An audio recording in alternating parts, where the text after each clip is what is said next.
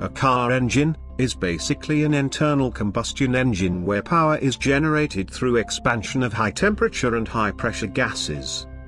A lot of heat is generated due to the combustion gas and the friction of mechanical parts.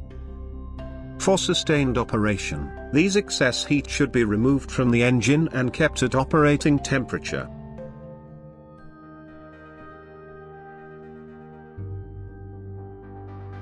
Now let's see the parts involved in cooling the engine.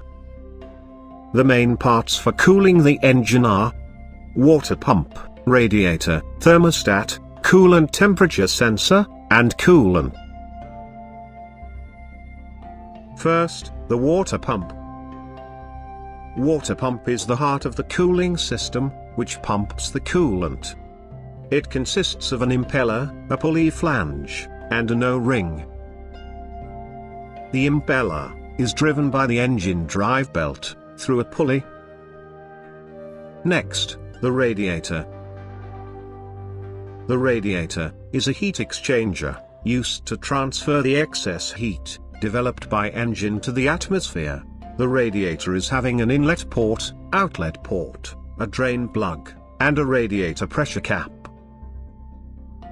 The radiator pressure cap plays a vital role in the cooling system, which will be explained later. Next, the thermostat. The thermostat is a valve which regulates the flow of the coolant and helps to maintain the proper operating temperature for the engine. The thermostat consists of a frame, charge cylinder, main valve, main spring, bypass valve, and secondary spring.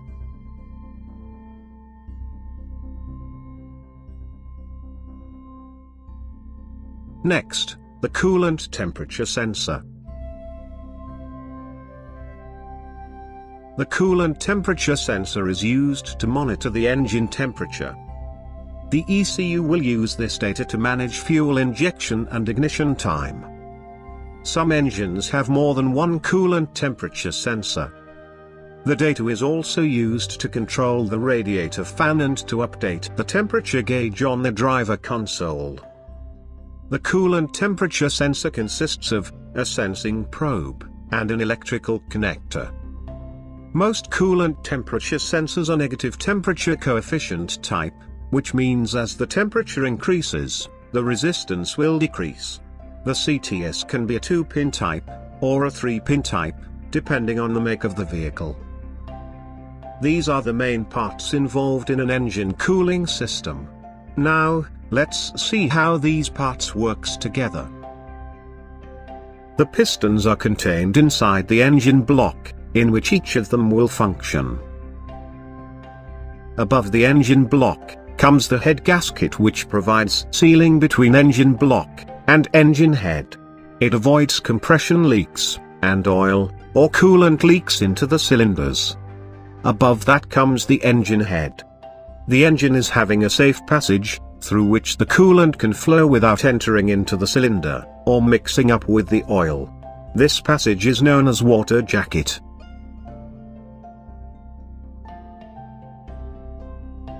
Let's put the parts one by one and see how it works. The water pump pumps the coolant throughout the system with the help of the radial impeller. It is driven by the engine itself, using a serpentine belt.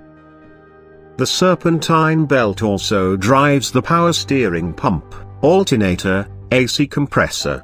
But for now only water pump is shown. Now let's see the connections. The thermostat bypass hose. The thermostat housing. Inside the thermostat, the radiator, and the radiator fan. The lower radiator hose. The water pump outlet hose. The upper radiator hose. The coolant expansion tank. The expansion bleed hose. Coolant overflow hose. So, finally, let's get into the working, starting with the thermostat. The thermostat is actually a valve, which regulates the flow of the coolant. It will always be covered in the coolant, so that the temperature can be sensed. Let's start the operation from a cold engine. When the engine is cold, the bypass valve stays open. So, the coolant bypasses the radiator and recirculates through the engine. This helps the engine to heat up to operating temperature quickly. Eventually, the coolant temperature increases by absorbing the heat from the engine. Once the coolant starts to reach higher temperature, which is usually between 160 to 190 Fahrenheit, the bypass valve will start to close, and the main valve will start to open. This allows the cold coolant from radiator flow to the engine side, and the hot coolant from engine side flow to the radiator. In most cars, the coolant temperature sensor is located near the thermostat housing. It will turn on the radiator fan if the coolant to the radiator side is at high temperature. Now, the hot coolant in the radiator will release its heat to the atmosphere with the help of the fan. At the same time, the cold coolant received from the radiator will start to absorb the heat from the engine for the next cycle. Heating liquid inside a closed system always builds up pressure. So, how to maintain the pressure? Here comes the role of the radiator pressure cap. It consists of a spring-loaded valve mechanism, which will respond to higher pressure. Reaching a pressure above 15 psi will push the pressure cap valve, and the coolant flows to the expansion tank, until the pressure goes down to operation level. And when the system cools down, the vacuum inside the system sucks back the coolant from expansion tank. In case if there is too much pressure build-up in the system, due to trapped air, or other failures, the coolant in the expansion tank will be pushed out through the overflow hose.